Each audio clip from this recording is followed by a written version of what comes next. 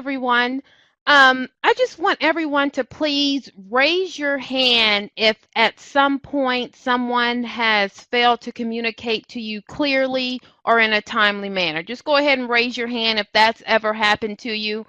Or maybe an issue got just blown completely out of proportion and unnecessary problems started to arise. Raise your hand if that's ever happened to you. Or what about this? Maybe a colleague made an assumption from an email that you sent and now it looks like someone's dropped the ball. We're not meeting our deliverables. And instead of having an in-person discussion, that email chain just starts growing and growing. That tone starts getting meaner and meaner. Go ahead and raise your hand if that's ever happened. As you can kind of see where I'm going with this, right? Miscommunication can make life very difficult. It can make work life very difficult, and it can really mess with the office culture when we have that miscommunication. As individuals and professionals, if we aren't consistently improving, we're declining. And by improving our communication skills, we not only further our evolutionary progress, but we actually start to increase our trustworthiness. People want to be around us. People want to interact with us. Management and leadership starts viewing us differently because they can see what's happening around with the people around you and how people are interacting with you. And well, guess what? You are all on your way to the promised land of this great communication because you're on this webinar today. My name is Tanya Devane, and I'm a client advisor here with the Omnia Group. So let's talk about that tip of the iceberg piece. We probably all have heard this, if all have seen this, and a very small percentage of who we are is visible, hence the tip of the iceberg. We are, whereas the very core of our values, emotions, behaviors, and natural reflexes to situations stems from something much deeper. Hence the mass iceberg formation that's underneath this big mass that we see. We know that this is only the tip of it. There's a lot of stuff going underneath. And so let's talk about the how to deal with what's going on underneath and what we can't see and how we can jump over those barriers, because we know that there's something underneath. Now let's see how we can get over to that point. So first, we're going to talk about that you want to speak in, some barriers, are when we speak in unclear terms. One of the biggest mistakes we make when communicating with others is narrating through our own perception. Because don't forget, we also have that larger iceberg formation underneath. And so we filter everything that we say, everything that we do through that big formation underneath the water. So first we have to understand our perceptions and how that may affect the way we communicate. In this way, we take for granted sometimes the importance of just plain language. Just say what you mean what you say, just spell it out. Let's not try to get cute with it. Just say it, and that's going to help in regards to these unclear terms that sometimes happen. You don't want to assume your audience always understands your intention and meanings. Just like when I asked earlier on in the beginning of the presentation, have we ever had a miscommunication where you left the meeting and really didn't know what our next steps were? Be sure to set up the scenario to provide useful information, background information, or a contextual recap, and speak slowly and clearly. You want to make sure that the people understand you. I know I've worked for a company where after we left the meeting, coworkers and I would be like, what are we supposed to do? Can you, maybe you got the first 50 minutes, I got the last 10 minutes. Maybe we can kind of coordinate our notes and see if we understand what our marching orders are. The next barrier that we have to kind of hop over is distractions. This is definitely a barrier to effective communication. In times when multitasking and hyper, connectiveness are just the name of the game now. If someone emails you, you're probably getting it in 3 or 4 different ways. Somebody's dinging you, your Outlook, Siri's telling you, Alexa.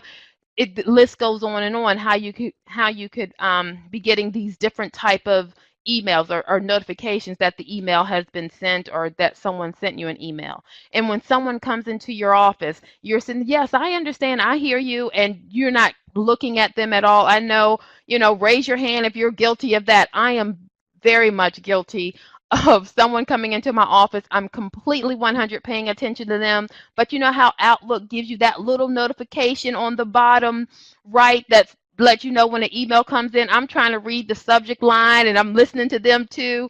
And so I know that sometimes that distractions will happen. So I actually tried to take the notification off, but then I felt like I was missing something in my life. And I was like, oh my God, I feel like I'm not prepared anymore. So, but now I just make a very conscious effort to, um, to not look at the email, look at the person directly in their eyes, because I want that person to feel heard as well. So distractions are sometimes that barrier, or emotions.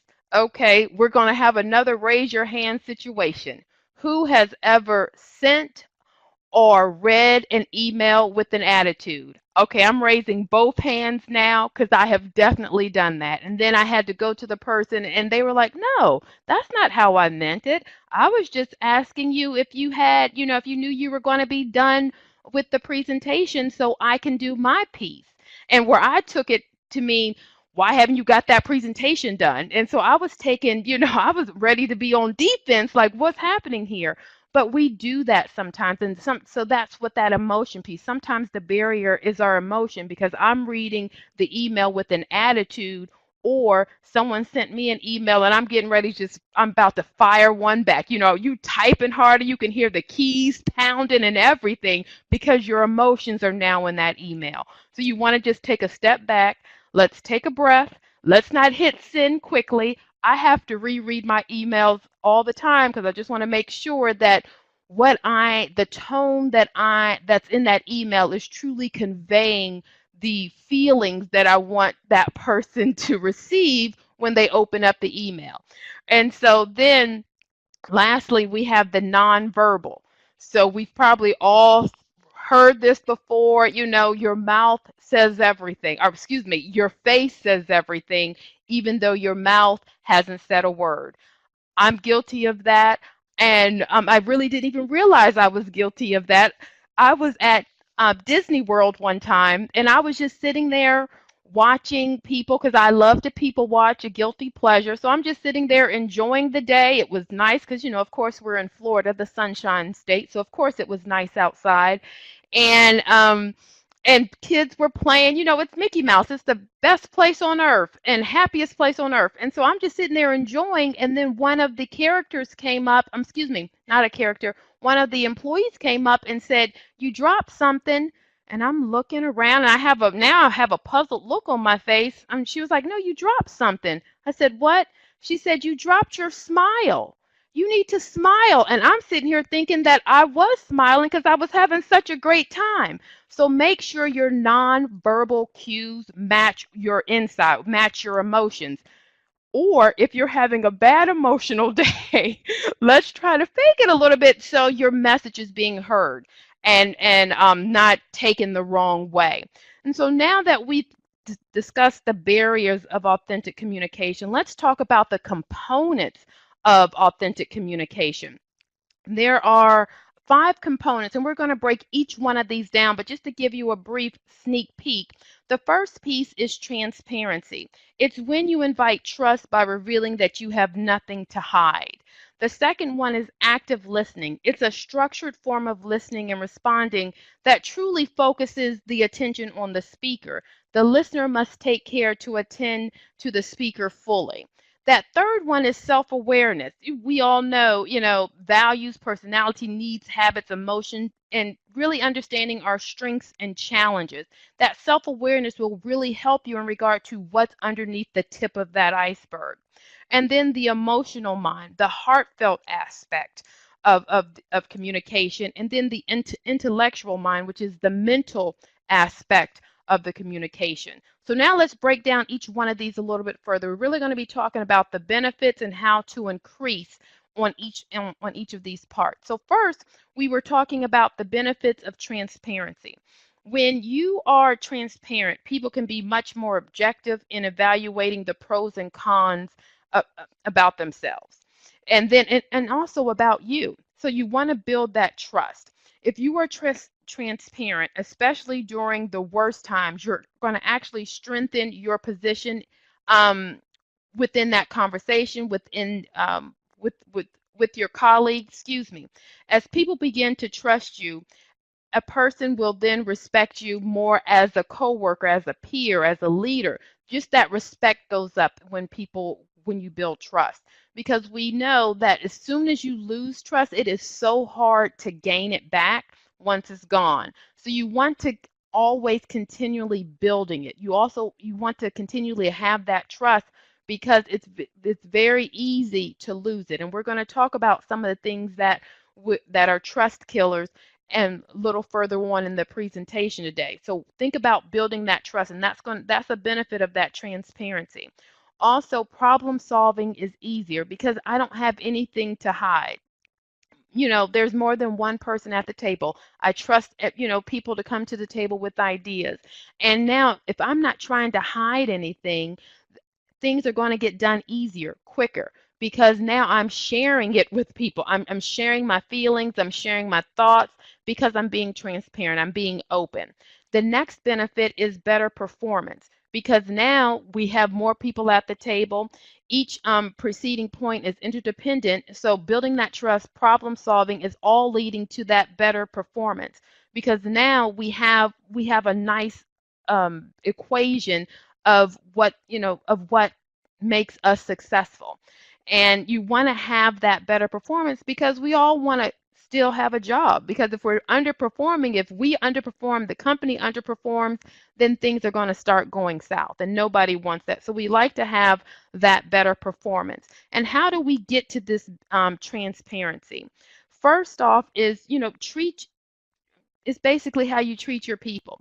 Your employees are adults, so let's treat them like adults. Employees aren't fragile necessarily. If you have something to say, just say it. Now, it's not saying that you just blurt it out, be blunt, direct, to the point, show no emotion. It is what it is. I'm not saying that, but don't try to, duck and dive and hide and try to fluff it up, and it's really not a fluffy situation. It's really, we are adults. Talk to them as adults. Let's have an open, honest conversation. This is what's happening. Now, I know sometimes in leadership, there are some things that we can't necessarily say right off the bat because there's still a lot of moving parts in that decision. But guess what?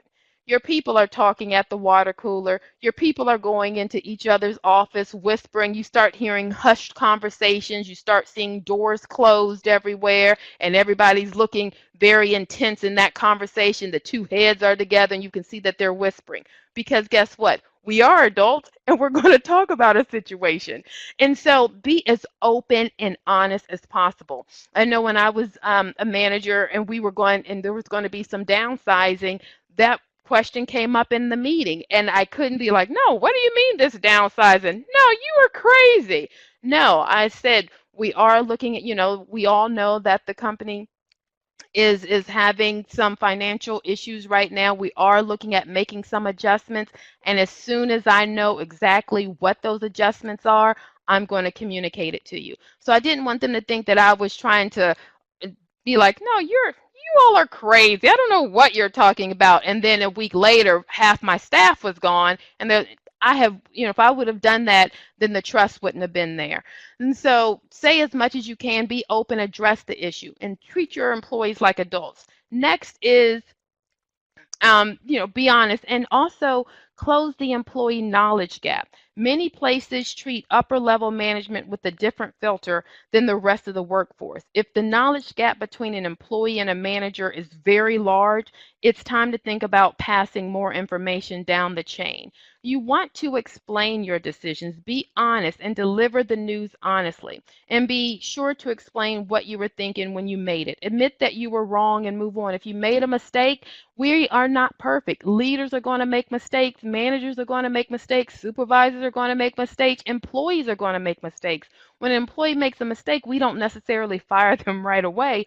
Well, I guess depending on the mistake, but so explain that decision. Give them the knowledge, shorten that knowledge gap so they feel like they are an important part of the company, important part of the department, of the organization. It is better to be open and honest on the front end because if not, you may not be around long enough to see the back end. The success and significance of being a great employee, a great peer, a great leader is who serves to inspire hope and opportunity. That's the kind of employee that you want to be. You want to be an employee that provides hope, that is hopeful. You want to be an employee that has opportunities, that provides opportunities. And by not being honest, you really kind of stopped out those opportunities from happening. So the next piece is talking about that transparency. Let's go ahead and I want everyone to draw a house. I'll give you a few minutes. I'll play you a little Jeopardy music as we go. No, I'm not going to subject y'all to my singing or my humming of the Jeopardy theme song, but I'll give you a couple of more seconds. We'll go ahead and start counting it down. 10, 9, 8, 7, 6, 5, 4, 3, 2, 1. Ba-bum-bum. All right.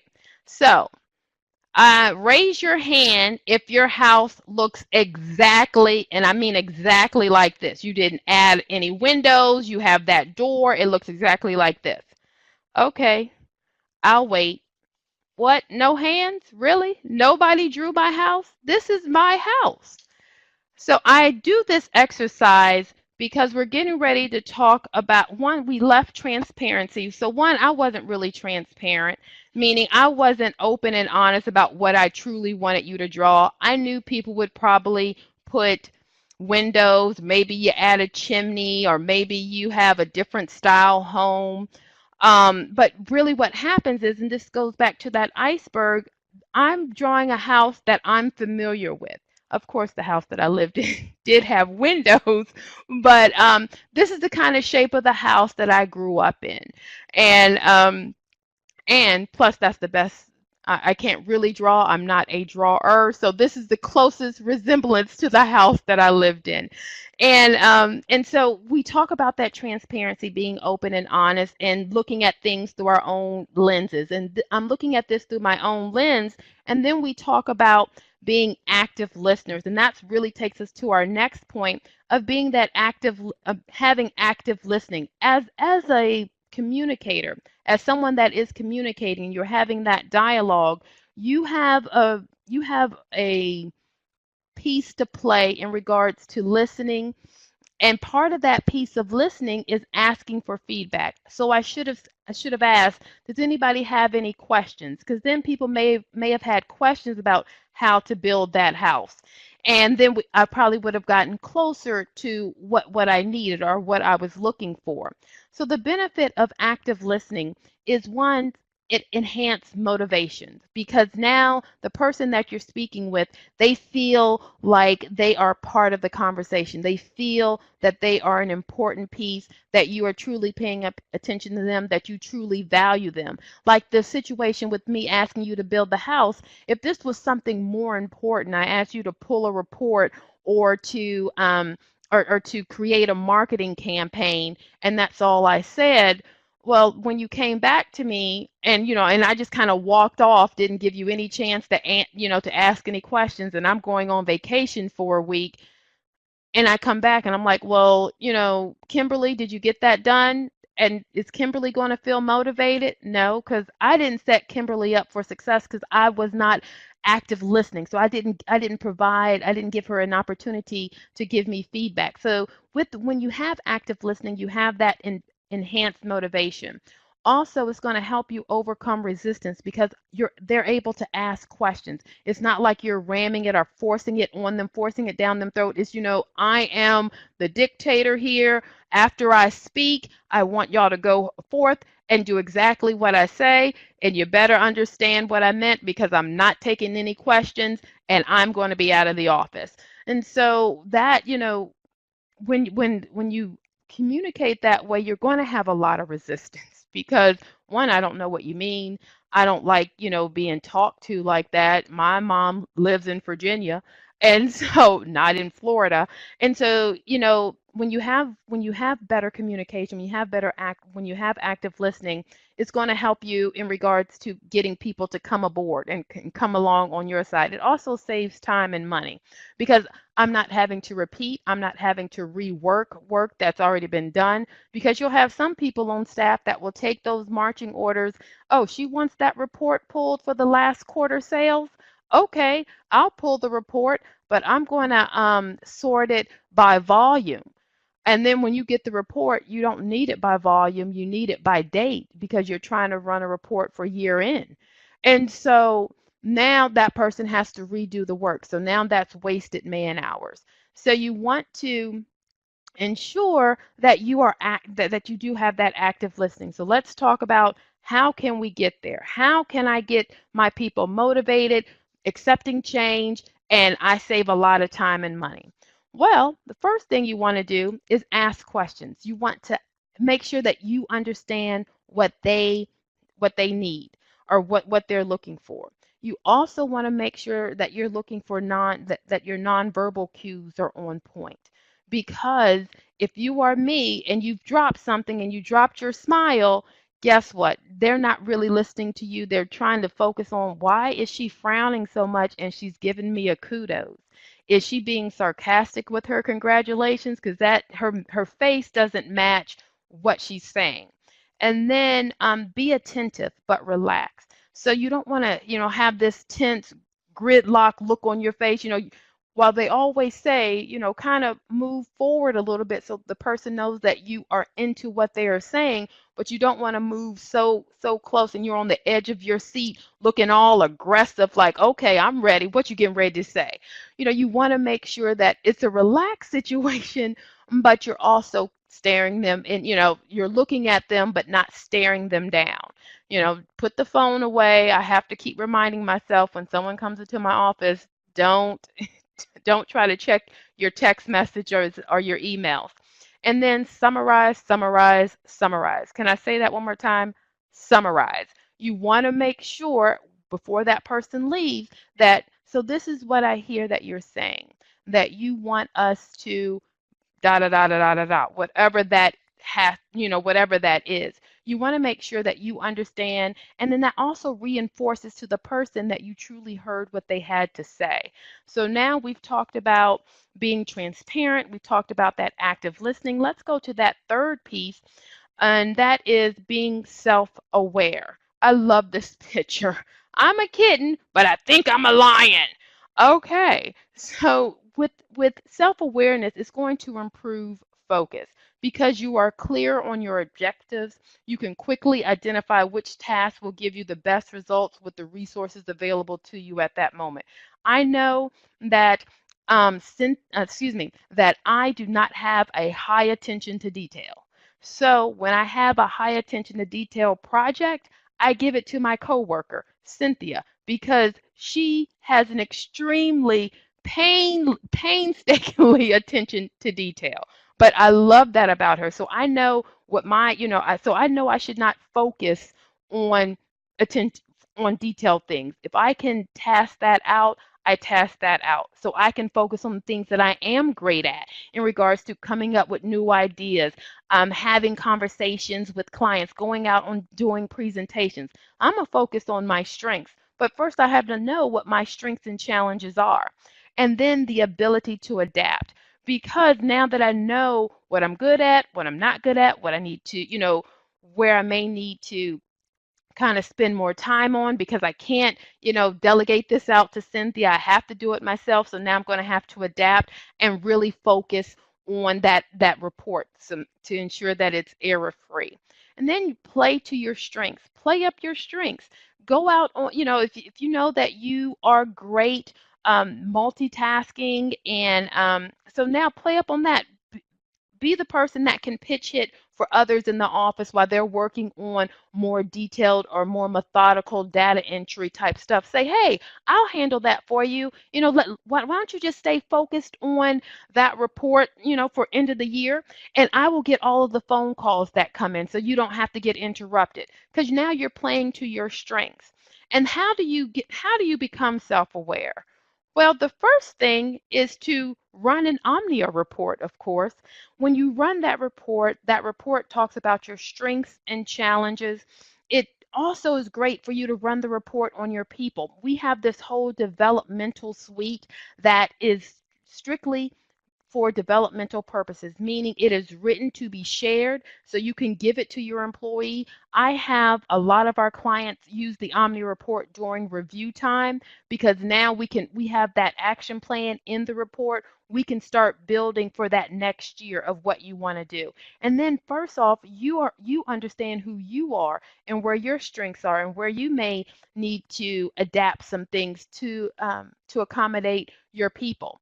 And then you have that peer feedback, you have the manager feedback, and you have the direct reports feedback. And we have done many surveys for our clients that handled all three of those, that peer, the manager, and direct feedback. We do employee engagement surveys. We also do department and office, and company surveys as well.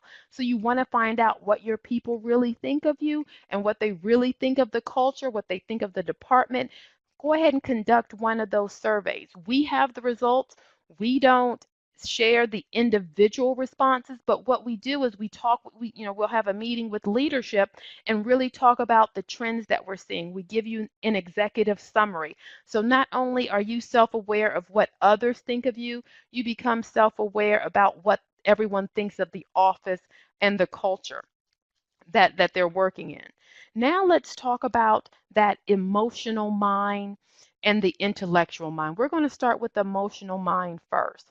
And so the characteristics of an emotional mind is really that they focus on feelings and they focus on people. So they are the more empathic type of individuals. They are the ones that can sometimes I like to say, get in their feelings a little bit, or they are the individuals that I have heard clients say that they're the ones that can sometimes, quote unquote, bring the drama, which is a challenge that you sometimes see because their feelings can get hurt easily. And so sometimes what we see as what we may call drama is really sometimes a defense, because you hurt my feelings and I don't, I may sometimes take it outwardly, or because the way you spoke to me, and maybe you thought you were just asking a question like, can I go ahead and get that report? Or, like, when do you think you'll have that report ready for me? Why are you always yelling at me? I'm getting that report. So that's because they kind of wear their emotions on their sleeve. And that's because they're coming from the more emotional side of life. And sometimes they really show it. But the strength of this person is that emotional piece, that they don't look at things objectively. Sometimes, especially when you're dealing with people, some people need to have that empathy, because we go through things every day. Life happens. And so I need you to feel for me and not just look at the facts, because there's also something behind those facts. There's people behind those facts. And that's where that emotional mind comes in handy. Then you have on the other side the intellectual mind. And the characteristics of that, of course, they're going to focus on facts and focus on the process. It is what it is. It's like this is this is what it is. These are the numbers and nothing else. They don't read behind the numbers. And I'm not saying that this is necessarily all bad, because think about your accountant. I don't want my accountant to be warm and fuzzy about the numbers. I mean, the numbers are the numbers. You can't fudge on the numbers. We can't show the numbers empathy. It is what it is. But, with that, the challenge is sometimes you're viewed as impersonal. Sometimes you can focus so much on the numbers, so much on the data that you lose that human piece. And so the strength of that is that they are objective. So as you can see, when we're talking about authentic communication, you need a little bit of both. So you want to have both of these, because sometimes it is what it is. The facts are the facts. You had a sales goal of $10,000 this month. You came in at $7,000. There's no fudging, there's nothing, it is what it is. You were $3,000 short. Now, how I communicate that to you, I'm going to communicate it to you on more of my emotional mind side. So when I'm talking about what we can do to improve this, like let's go through some role playing training. Let's try some objectives. Talk to me about a sale that you thought you were going to close and it didn't. Let's go through that process to see if we can hear of any things to improve upon the next time around. So when we have authentic communication, you want to use both of these minds, but sometimes we are very one-sided, and so you really have to kind of come outside of your comfort zone to go on the other side. And speaking about the emotional and intellectual minds, that really takes us to communication style. Each style has a predictable strength and blind spot. And when you understand how these play together, you'll begin to collaborate with people to play to their strengths and kind of cover their blind spots. You will no longer take it personally or be offended when you bump up against someone's blind spot. It's not personal when someone who has a high type of consultative or compliant to standards communication style, and they don't necessarily greet you with a warm hug. Likewise, when someone is, good morning, how are you doing? It was great. I had such a great weekend. I can't wait to start Monday. Woohoo! And then people start rolling their eyes saying, okay, I need you to take it from a 10 to a 5 because I haven't even had my coffee yet and you are way too animated. Those are our relational people. And that's sometimes what happens is, that animation, that excitement, that I'm just so overjoyed, like they're just way too much. They're rainbows and sunshine and all of that goodness. And I know sometimes in the morning I will come in and I will do that to Cynthia just because I know Cynthia's on the other side of relational, which is consultative, and you'll see that in a minute. And she's like, no, Tanya. No, she just gives me the deadpan look and like, no, and just kind of puts her finger up. But, I did that jokingly, but it is a serious situation when you have, if you are an animated person, your message can definitely get lost in all of that entertainment that you're trying to provide, trying to be the life of the party, trying to, really paint that glorious, beautiful picture.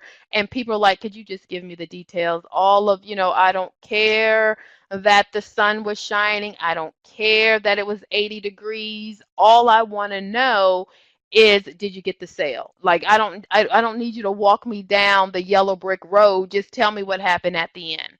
And so, understanding the different communication styles is essential. So those relationals are really expressive. I like to say the relational people, they really speak in regard to features, the bells, the whistles, the zips, the zangs, the wows, the bows, the woohoos. Where our consultative people, they don't necessarily speak in that language. They speak more about the benefits, the facts, figures, number, data. Why should you go down this route? Why should you, take on this extra coverage in your insurance or whatever, whatever the case may be. They really speak to you that way. And so they are direct and they are practical type of communicators. It is what it is, and they are more that analytical, fact-oriented, speaks in specifics. So now, when you're looking at these two communication styles, you can see why there may, now you're probably thinking, that's why I roll my eyes in my head when he starts to talk. Or that is why when she starts to talk, I start, figuring out what I'm going to do. Tonight for dinner, what I'm going to have tonight for dinner. That's because we are communicating differently. So understanding the two communication styles are essential. So let's go ahead and break down the different styles. So one, that engaging and expressive type of communicator. They, mix it up, and you want to give them an opportunity to speak, because those relational people, they like, they like to talk. And so we want to make sure we give them an opportunity to speak. And also with the relational people, sometimes they get a bad rap, because just like I was doing all the woohoos and things like that, people sometimes take them as a joke.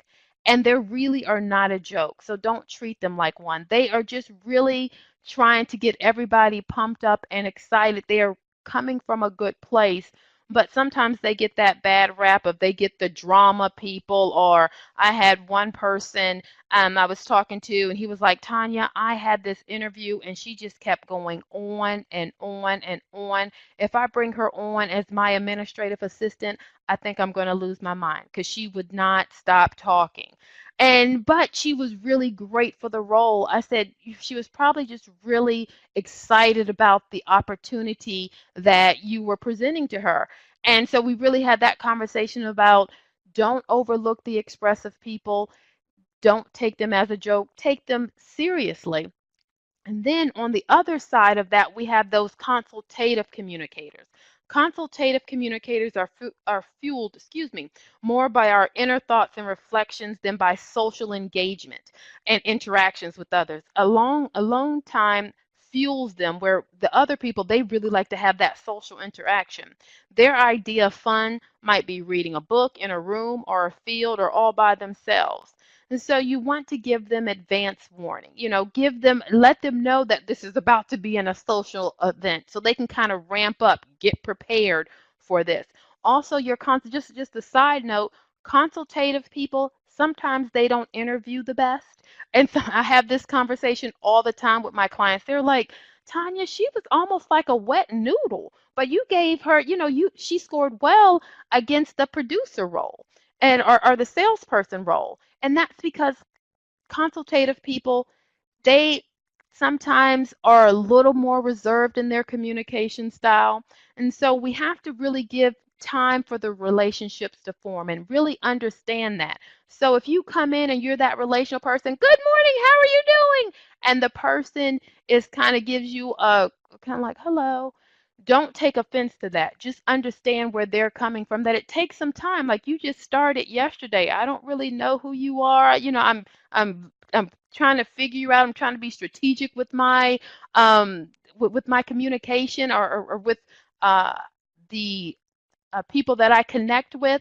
And so sometimes it just takes a little longer to form, but very friendly individuals. Like I talk about Cynthia. Cynthia is this consultative communicator. But if you ever call in to talk to her, she is the most inviting, friendly person that you ever wanted to speak with. And especially if you're looking to benchmark your star performers, she is the person that you want to talk to, because don't forget, she has that high attention to detail. So she loves all that analytical piece as well.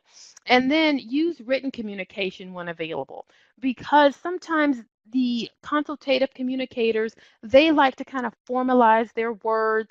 And when writing an email, I'm able to do that more than if you just, come over to my office and you want me to be Johnny on the spot. That's going to be a bit of a challenge for me. And so now that we've kind of talked about the components of authentic communication, let's move into the obstacles to authentic communication. What kind of stops? One is work culture. And when we're talking about that, that's barriers to communicating arise from a variety of sources, as complex as organizational structure, which is like the work structure, and it goes all the way to various personalities, just having more people in the office. We're going to really focus on these three main areas: the work culture, the language, and having a lot of different personalities in an office or in a department. And so let's talk about the work culture obstacles. First is the leadership. Sometimes that can be a struggle. When we look at, sorry, went ahead one bit, is leadership.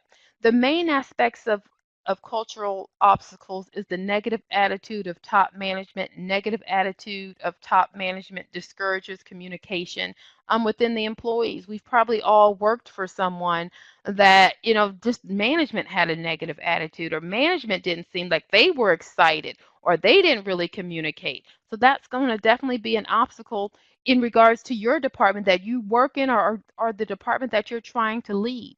Also, if there is an excessive amount of layers, we have supervisor 1, 2, 3, middle management, manager here, and then make sure that there's not a lot of layers in regards to unnecessary layers in regards to a management.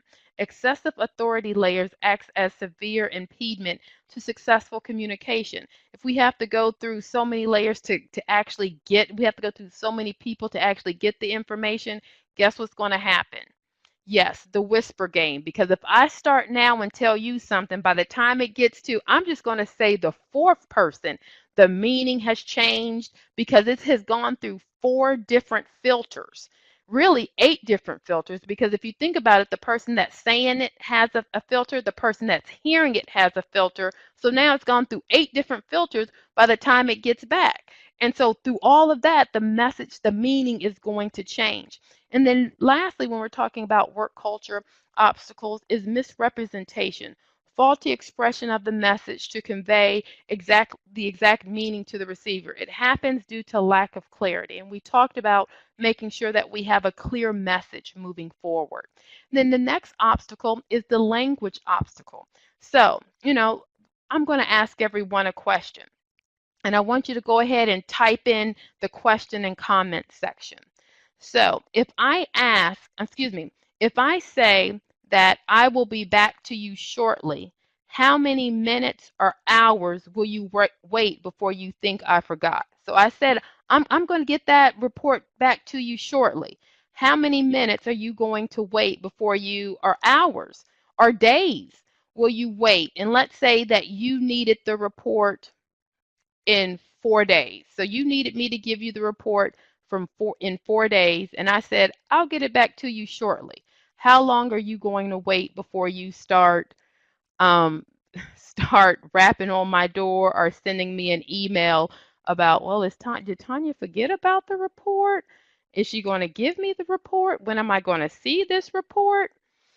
Okay, so it depends on how busy you are. Okay, Elsa, thank you. So it might depend on how busy I am. I see that. And really, I will be back to you shortly is very ambiguous. Nobody truly knows what does that mean? How many minutes? I've asked this question before, and literally it went from an hour to 3 days. So really people, because don't forget, we're going through our own filter. We have our big iceberg underneath that's false, that's breeding how we feel and how we see the world. So you want to make sure that language is not an obstacle. You want to make sure that you're setting your people up for success, because problems really arise when words and symbols have different meanings for different people. 1 minute could mean something totally different to someone else. I do another exercise where I ask people to close their eyes and then open their eyes once they think 30 seconds has elapsed.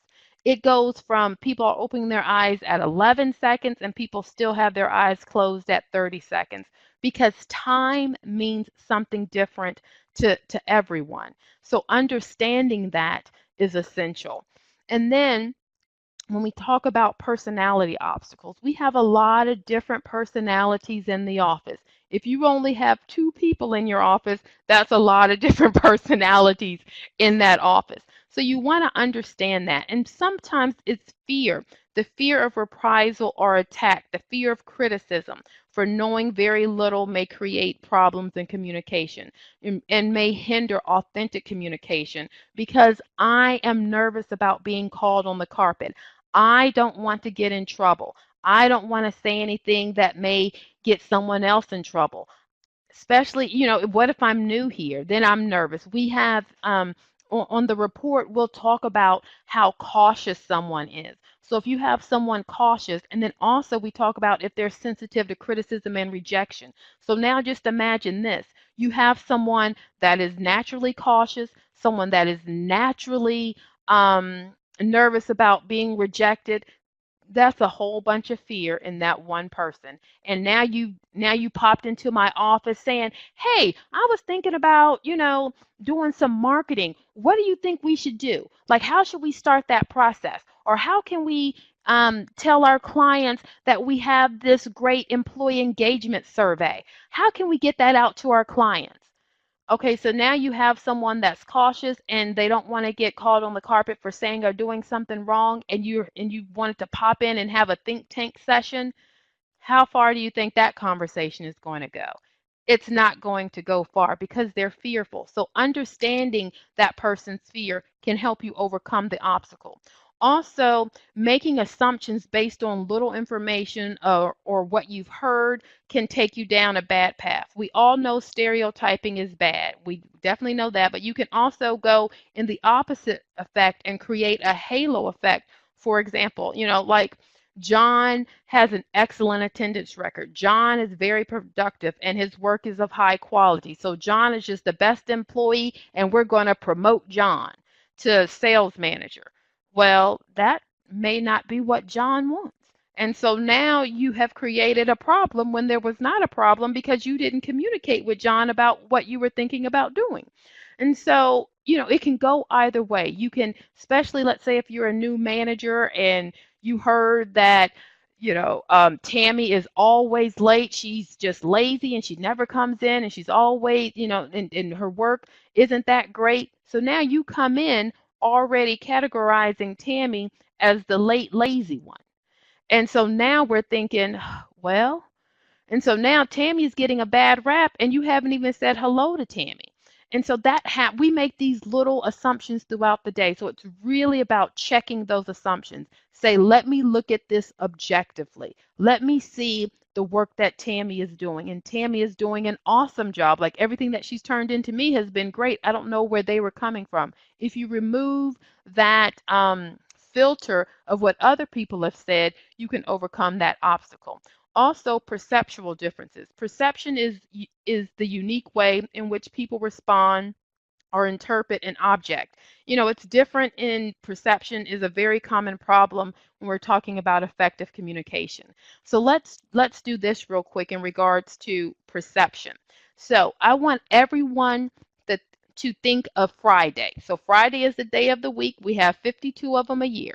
So let's say Friday, right?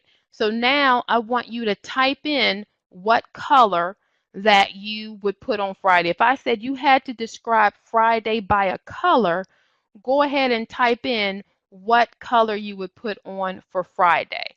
So, maybe it's green or blue or purple. I see purple, I see red. Um, and so you want to, I see more people typing. So green, green. So now go ahead and start typing. Why did you make that color that color? So why did you make Friday that color? So go ahead and type in, why you assign green to Friday. End of the work week. Yes, because I like purple and Fridays. Perfect, Jackie. Elsa said yellow. So as you can see that we have different colors, we have different reasons.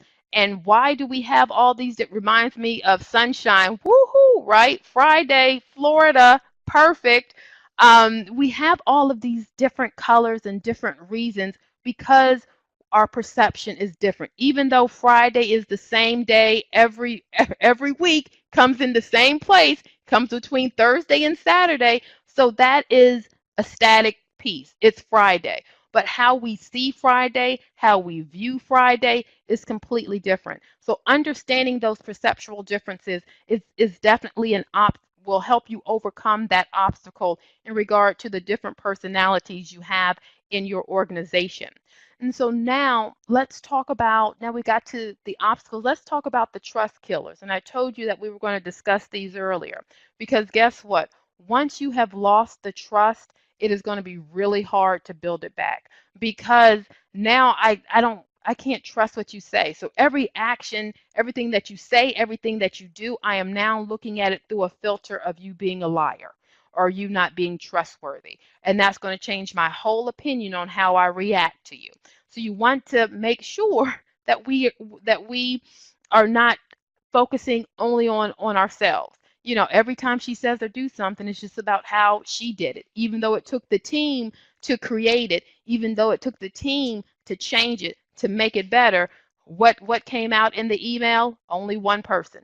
Only one, you know, what came out in the meeting? Only one person did it. Whenever she's explaining something or describing a success, it's about this is what I did. So that's going to kill the trust immediately. And say one thing and do another. I always say actions speak louder than words every day, all day, 365.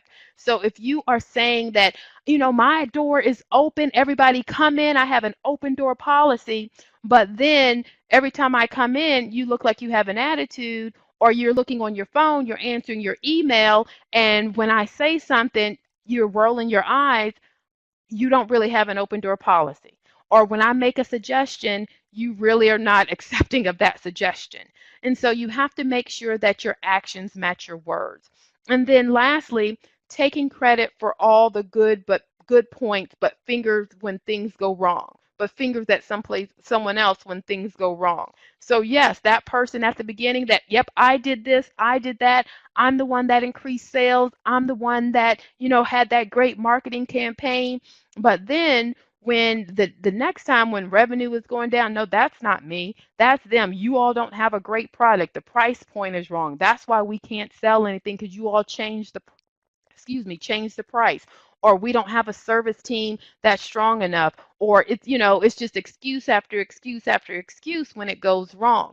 And that side note, listen for that when you're in an interview as well. If you're hearing all they did were the great things and they never take ownership of something that went wrong, that's a red flag for you. So you want to make sure that, you know, that you are not taking credit for everything, that you are being inclusive in regards. And I'm not saying that you can't let light shine on you, because if you did a great job, definitely shout it out, you know, raise the roof, celebrate, but also remember that there was other people involved in that piece. You didn't do it by yourself. You couldn't have, because you know you're in a building. It was somebody else also assist you, because while you were out there making that success, someone else was handling an issue, a problem, a call in the office.